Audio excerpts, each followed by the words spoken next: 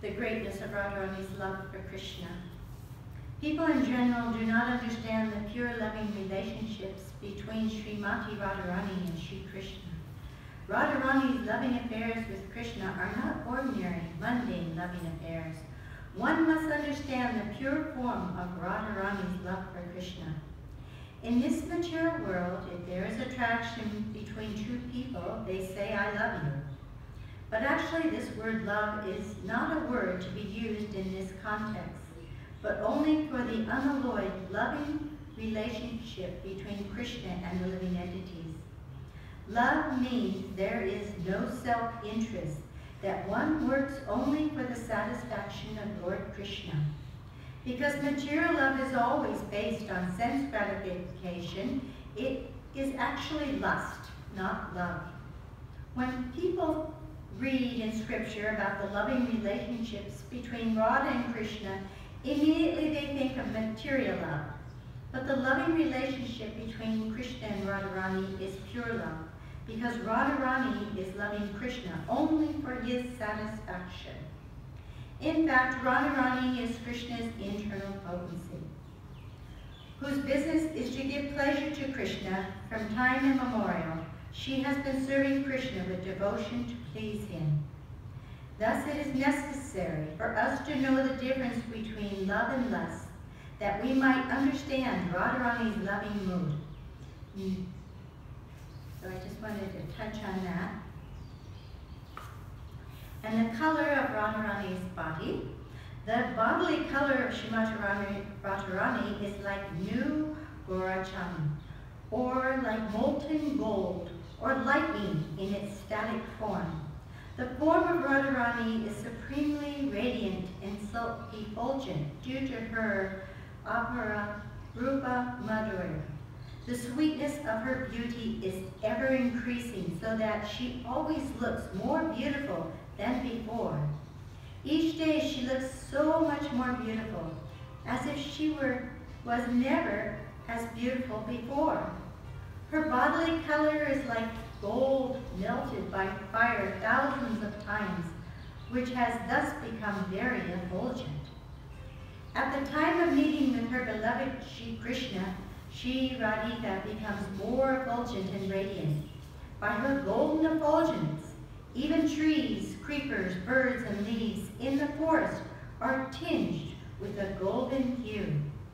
Srimati Radharani's bodily complexion is such an intense golden color that when she stands next to Krishna, his bodily color also becomes golden.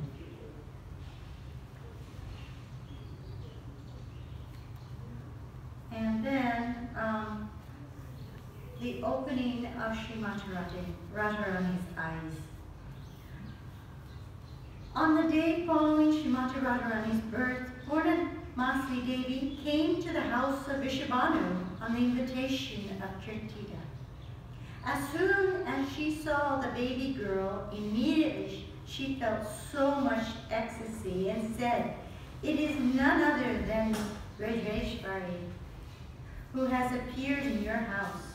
She advised Kirtida and Vrishabhanu, "Take nice care of this girl. She is the origin of Lakshmi Devi. She is Ishvari, the controller of Bhuloka and Goloka. She is always worshipped by the Gopakanyas, cowherd girls.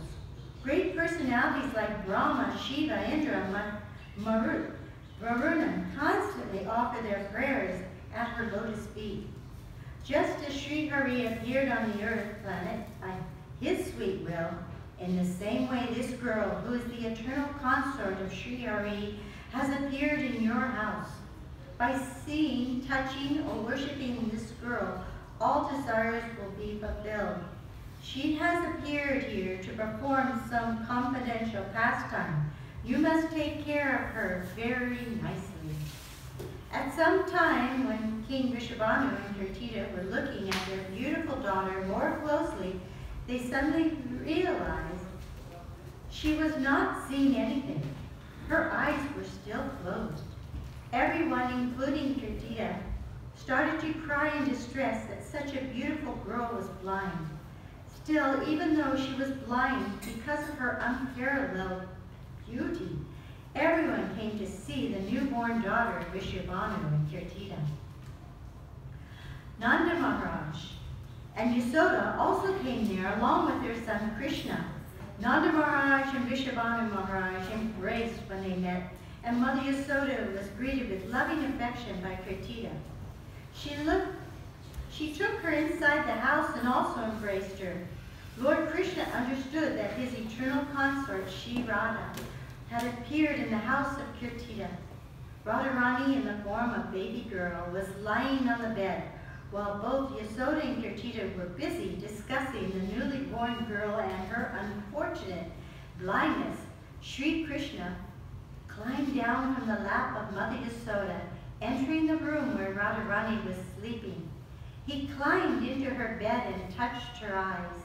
Immediately she opened her eyes to take darshan of her beloved Krishna. When Kirtida and Yasoda saw Radharani's eyes had opened, they were very happy and immediately shared the news with everyone present. There was much jubilation in the home of Maharaj Vishwabhanu and Mother Kirtida. There is another description regarding the opening of Radharani's eyes. Mother Yasoda came to the house of Kirtida carrying her son Krishna in her arms. When Yasoda saw the beautiful daughter of Kirtida, immediately she placed Krishna on the ground and picked up Radharani, cradling the child in her lap. Seeing this, Krishna became upset and started to cry. Yasoda bent down and picked up Krishna, also placing him on her lap. It is the nature of children that whenever they come together, they try to touch each other. When Radha and Krishna came close to each other in the lap of Yasoda, Krishna reached out to touch Radharani. At his touch, Radharani realized her Krishna was there in front of her and opened her eyes to take darshan of him. Her first sight on this planet Earth. The reason for Radharani taking birth as a blind girl is as follows. In Golokadam, Lord Krishna was preparing to come to the Earth planet to perform his Bhauma Lila. He mentioned to Radharani that she also had to come to appear in his pastime, but Radharani expressed her reluctance to come to Earth because she would have to see so many people, when the only one she wished to look upon was Shri Krishna. Krishna assured her that on Earth she would be able to see him always. Radharani accepted on the condition that on Earth the first person she saw would be him. That is why she appeared as a blind girl and gained her sight only in the presence of her beloved Shyamsundar. And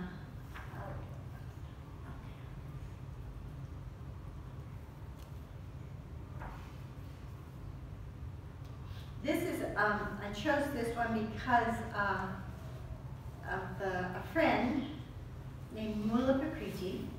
Mula Prakriti was leaving her body. She started having dreams of this particular place where there was this famous pastime between Radha and Krishna. It's in Barshana, and it's the place where the yogurt pot was broken. Shrimati Radharani, along with her Shaktis, used to go out on the pretext of selling milk in the market of Mathura, carrying yogurt in clay pots on their heads.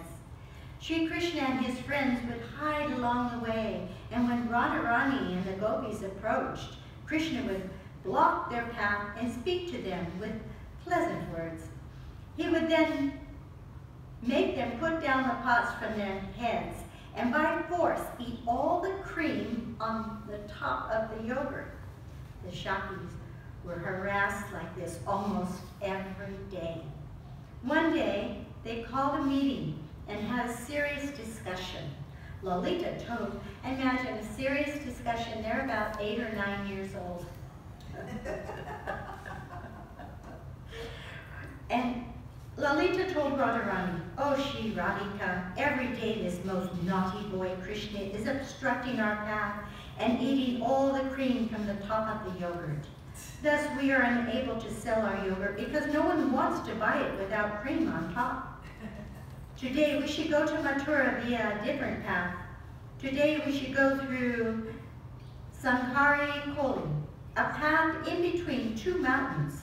That path is very isolated, and Krishna will never know. He will be waiting on the other road. We will go to Mathura safely, and Krishna, being unsuccessful by not meeting with us, will go back to his house. All the gopis liked Lalita Shakti's proposal. Radharani and her Shaktis put the yogurt pots on their heads and started along the chosen path. All cosmic Lord Krishna knew the plan of the gopis, and instead of waiting on the path usually taken by Radharani and her Shaktis, Krishna went to Shikari Koli. Now I also happen to understand that the parrots play a big part in Vrindavan Leela. They sometimes are working as spies for Krishna and Radharani to let each other know where the different camps are. Accompanied by his shakas, Krishna climbed to the top of a tree and waited the arrival of Radharani. Meanwhile, all the gopis were proceeding through Shikari Koli without any fear or apprehension. From the top of the tree, Krishna could see Radharani in the distance, and he and his shakas hid themselves inside the tree and waited there quietly. As soon as Radharani reached there, Krishna came down from the tree and blocked her path. There was a big quarrel between the gopis and Krishna's shakas. Krishna was trying to reach the yogurt pot on her head, but she managed to fend off his advances. Sri Radha told him, "You have been eating the cream from our yogurt every day. As a result, the yogurt has not been sold. Let us pass. It is getting too late. We have to go very far to sell our yogurt, all the way to Mathura. Don't harass us like this every day." While speaking these words to Krishna, Sri Radha was trying to move around him and proceed on her way. When Krishna saw Radharani continue along the path without caring about him, he became angry. Picking up a stone, he aimed it at the yogurt pot on the head of Srimati Radharani. The yogurt pot broke, and its contents spilled over the body of Radharani and on the ground. Sri Krishna and his friends collected the yogurt from the ground and happily ate it, dancing in ecstasy. The pastime took place during the month of Chaitra on Krishnastami Tirthi. Till today, devotees are celebrating this pastime of Sri Radha and Krishna in Varshana. Jai. You want me to go on? Yes, please. Okay. Radha defeats Krishna in a dice game. There was a place in Braj called Hiranyagram. Once Radha and Krishna sat down at this place. Sri Krishna told Radharani, "Oh Pranapriya, please listen. For a long time I have not played dice, but today I feel a strong desire to do so." Lalita smiled to hear this from Krishna and said, "Krishna Chandra, you want to play dice with Rai? But what kind of dice will you play with her? You do not even know how to throw the dice properly. I know for a fact that previously so many times you have been defeated by Rai in this dice game. Still, you want to play with her? Whatever you play, you start fighting and raising disputes. So certainly you may play, but be warned, we will not allow you arguing and fighting anymore. If you want to play, then both parties must keep some fun. Then play will start. We will decide who is defeated and who is victorious." Both Rasika Krishna and Rajeshwari Radha laughed to hear Lalita's words and asked her, "Then tell us what you want us to put up as prana." Lalita said, "What can Krishna give me? He has only one bamboo flute as his own property. He has nothing else, so let him give me that flute. And Radharani should give me some Matihari necklace." Krishna immediately said, "Certainly, take this flute. I have no problem with your request, because I know very well that today Radharani will definitely be defeated, and my flute will be returned to me. After receiving the flute from Krishna, Lalita asked Radharani for her necklace. Radharani said, "What need is there for me to give my necklace? I know very well that after playing 1 or 2 games, Nagarendra Krishna will be defeated." Lalita said, "What you say is true. We know that he will be the loser.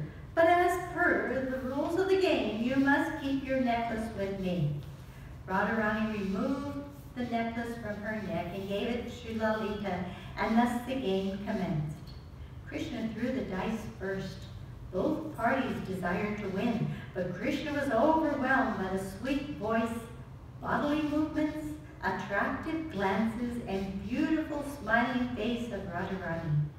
He was so agitated that he could not control himself, and he did not know what he was doing or saying. Becoming very concerned, Krishna said, "Lalita, you're shocking. She's doing me an injustice. She is moving her body and looking at me in such a way my mind is completely disturbed. In this situation, how can I play dice properly? If Radhika can stop her attractive glances upon me, then only can I play properly." Seeing Krishna's predicament, Lalita said, "Krishna Chandra, you have become overwhelmed due to your own fickleness. First of all, you are Rasikanara. The top of that, you are sitting with your Nagari Radharani. Every word spoken between you and Radhika is overflowing with transcendental mellows. When this happens, you cannot remember what you are doing. If you want to play with Radhika, then fix your mind only. This way can you win." Krishna replied, "Actually, I'm not disturbed at all, but the sidelong glance of Radha has made me puzzled."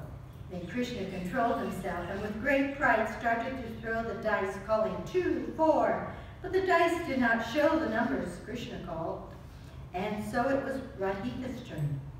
Whatever numbers Srimati Radharani called, the dice showed, and thus Radharani was victorious over Krishna. The Shaktis, "Oh, Nagara, just see, we told you before that you would be defeated in this dice game. Shri Radha is the crest jewel of Vidyagara, and she is most beautiful, and she is Rajeshwari Rani, educated with all kinds of knowledge of different mellows. She is capable of attracting the heart and mind of Rasika Sekar. That is why she has been able to defeat you." Krishna said, "Saki, what you say is true, because I am a simple cowherd boy. I am very good at cowherd boy games. I'm very simple in my heart. I do not know the rules of duplicity. For this reason, Radha has defeated me, and her different tricks and her sidelong glances. With this kind of injustice going on, I will not stay here a moment longer. Now, give me back my flute. I must tend to my cows." Lalita said, "Dear Nagari, that is not possible. Oh, clever one, first tell me what gift you will give me if I will return this flute to you. Then I will return your flute." Krishna said, "Lalita, I have no other property except my mind and this flute. Of these two, Radharani has already stolen away my mind by the movement of her eyes. I have only one thing with me, and that is my flute. And now you want to take that from me? Now I understand your system, Lalita. Please listen. You are saying unless you get some gift, you will not give me back my flute. Then please do one thing. My mind is there with Radharani. If you can get it back from her, then I will give you, then I will give it to you. Otherwise, I do not have anything else to give you." Lalita said, "You know how to talk nicely. We are maidservants of Radharani. We do not know if she has stolen your mind." Krishna said, "I do not speak a lie. You should believe me that Radharani has stolen my mind and has kept it with her. There is no way my mind can come out of that place. If none of you believe me, then I will show you now right here, how she holds my stolen mind in her heart. Saying this, Krishna moved towards Sri Radhika, reaching for his mind that she had stolen and kept under her breast in her heart. All the Shaktis discreetly left the kunj and waited outside. After some time, Radharani returned to her house along with her Shaktis, and Krishna went to graze the cows with his flute. Because Krishna was defeated in the dice game, this place is known as Haranya Gram. Haranya means defeated and Gram means